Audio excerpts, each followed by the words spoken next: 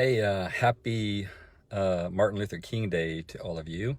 And I thought today was a great day to come and talk about calling in the context of uh, dreams and slavery, because, Dr. King certainly had a dream, and his dream was to overcome this evil in man that would keep us from, having racial freedom. He wanted to create racial freedom and equality. That was his dream, and to overcome the harms that division had caused us.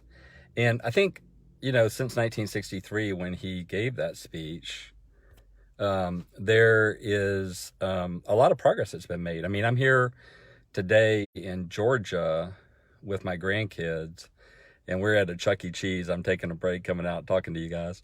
And in this Chuck E. Cheese, there is just, you know, a ton of people that are white. There's a ton of people that are black that are hanging out. They're having a good time. And it's reminding me of part of his speech that says, I'm just going to read this here to you. It says, I have a dream that one day on the red hills of Georgia, sons of former slaves and sons of former slave owners will be able to sit down together at the table of brotherhood. And so I'm certainly thinking about that as we're sitting in here with different people. And, my grandkids, the three grandkids I have, are that we're here visiting. Their father is black, their mother is white, and they aren't growing up with this idea that they're some special group of people, who is being outcast by everybody in society. But there is some of that that's still happening. It's still here. As much progress has been made in one sense, it's still here. That dream that that Dr. King has still isn't fully reached. But I think he understood fully that it could never be reached, because all of the things that keep people from being able to fully reach their dreams are caught up with the fact that we're in a fallen world.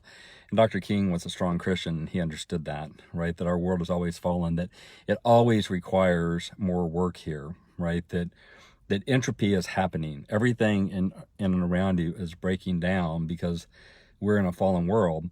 And the dream he had was about doing what he could do.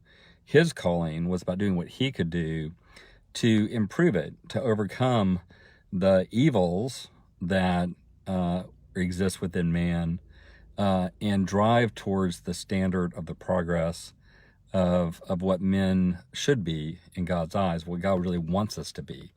I have a dream too, that I want to recover something that's been lost and that's been misunderstood. And so how about you? Do you have a dream that is meaningful, that is trying to overcome some evil that's in the world, that you hope that will exist for the betterment of man? That's really what we have. There's many other evils besides the racial evil. I mean, we live in a world where people are committing suicide all the time.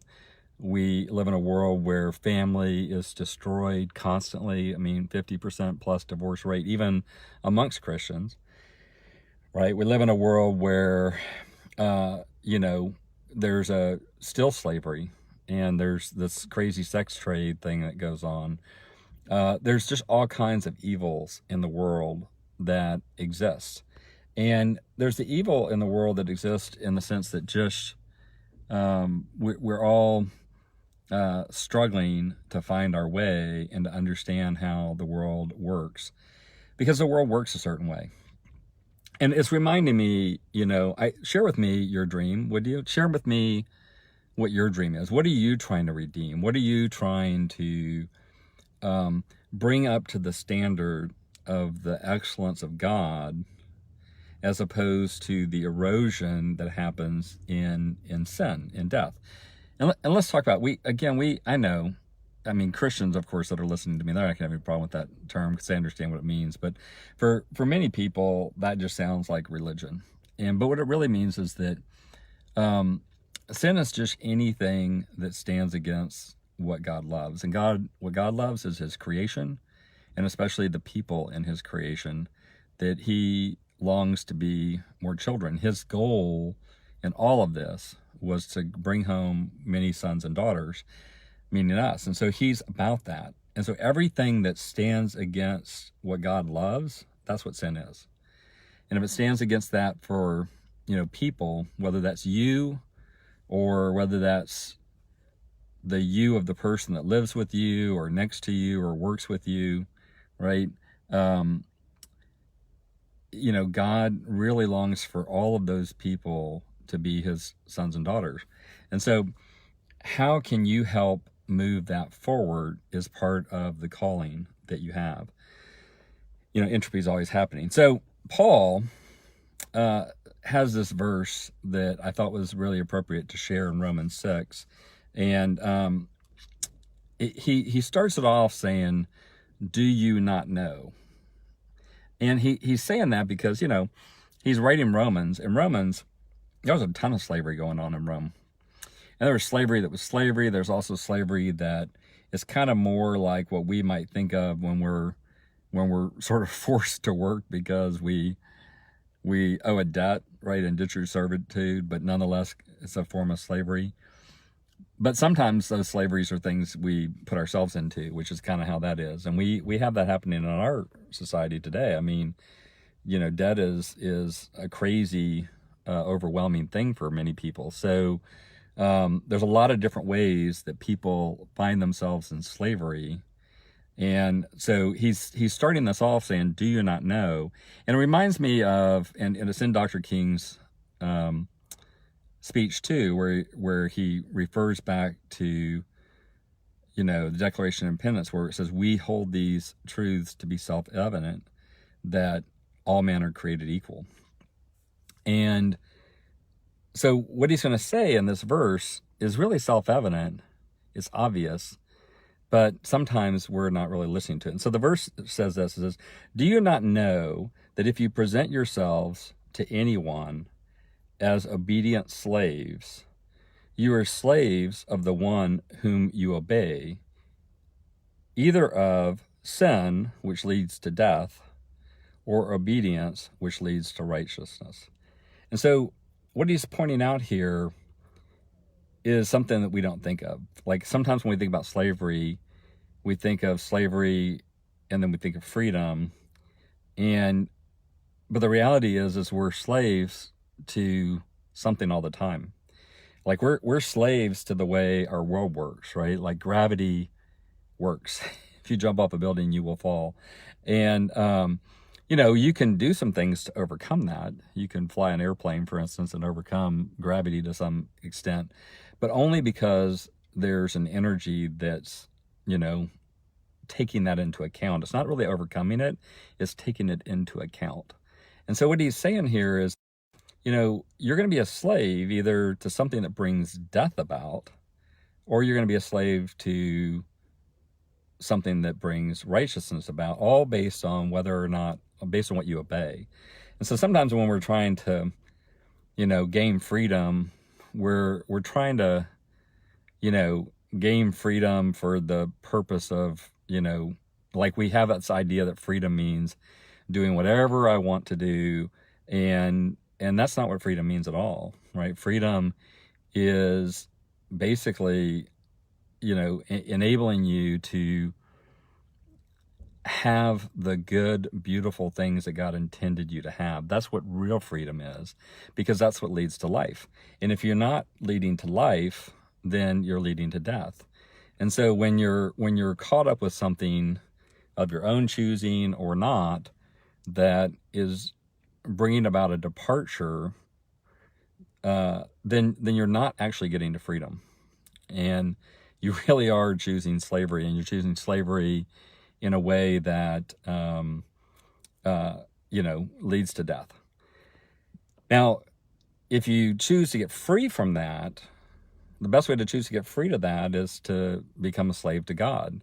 And while that sounds bad too, because you're still a slave, I love this. We were listening to Andy Stanley preach yesterday here at Athens Church, where we're at, and he was talking about the idea that if you realize what you were paid for, like we were bought at a price, right? Our slavery was purchased, if you would, by God. I mean, we're already his, but because of our sin, he buys us back, and he buys us back, at an extreme cost, right? So, that value esteemed to us is based on what he was willing to pay. And what he was willing to pay was his son. And so he is basically giving everything for us. And the question he asks is, well, the things that enslave you in the not good ways, what did they ever do for you? What did they ever give to you? What did they ever sacrifice for you? And the answer is, of course, nothing. They just took. And so when we think about our calling, I want to bring us back to calling. I think a lot of times people think about coming to God and they think about, well, I got to read the Bible, I got to do this. And I would say that those are important things, and they're tactics. They're how we learn him better, right? The most important thing is to realize that he's called you, that you are his master, and that you can surrender and give yourself fully to him. And one way I think to do that is to realize that he is calling you and to surrender to that calling. Whether that, calling is just at the beginning and it's a call to salvation, whether it's to go deeper with him, which he longs for, which is what discipleship is about, whether it's to service, realizing that whatever he's having you do, you should do all things for the glory of God, for his purposes. And whether it's the call to leadership, which goes, takes all of those and takes it to another step and tries to lead other people out of the wilderness of sin and slavery that they're in into the freedom by being a slave to Christ that we get. And that's really what our calling is about. Now, I would say that one of the best ways to pursue God more is to pursue the calling God has for you more, because there's no possibility for you to pursue that calling to God's glory, to start to look at everything your life is about, to start to look at all of the work you're doing in the context of calling, as opposed to, well, just what I'm doing to make money or what I'm doing so I can have the things I want. But to say, no, I want to do what you long for me to do, God, in all of my things, no matter what I'm doing, I really want to make sure I'm doing that with you. When I'm pursuing that call, it causes me to, number one, not focus on my sin, but to focus on attaining God. And when I focus on attaining God, I will inevitably also, need to shed the things that encumber me, that keep me from pursuing you, because they're weight, and because they're not helpful, and because they're enslaving me to somebody else other than he who's my master. So when we think of it that way, it's not something I have to do because I'm a bad person. God's already paid for all of that, right? Like, you don't have to, you already have a master. Like, if you really already have a master, you can run away, but you still have a master, right? If you can be doing some things that he isn't necessarily wanting you to do, but you really have a master. But when you long to pursue him, when you say, no, I really want to pursue this calling towards him, you might get stuck. You may still have a whole bunch of stuff you have to overcome. I certainly have a crud load of things I need to overcome. It's a lot. And, but I'm always trying to pursue God. And so consequently, I see those things and I'm very aware of them. And I'm not trying to avoid getting rid of them. I want to get beyond them. And I may have to learn, I may have to grow, but God's faithful and he's going to take me into that. And I can trust that because I'm able to trust him, and I'm able to trust that I'm trying to pursue him because that's what I'm called to do.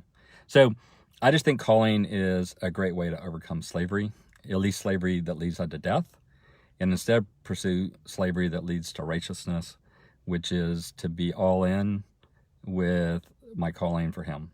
So that's a little bit long-winded today. Sorry about that. Hope you enjoyed this. I'm going to go get back to the grandkids and continue to have some fun with them because tomorrow we have to leave. Tomorrow I'll definitely be putting a recording up because we will literally be taking off on an airplane right when it's time for the live. So I'll have a recording for you, and I hope you're doing well. I still have some free coaching sessions available for people. So if you want to talk about your calling and how you can go further with it, how I can support you with that, totally free of charge. Would love for you to sign up. Just reach out to me. There's a booking thing here. You can use the coupon code is 2020 call if you want to use the booking. Otherwise, if you just want to message me on Instant Messenger and chat about how we can get together, that's fine too. I would love to support you, and I hope you have a great week this week.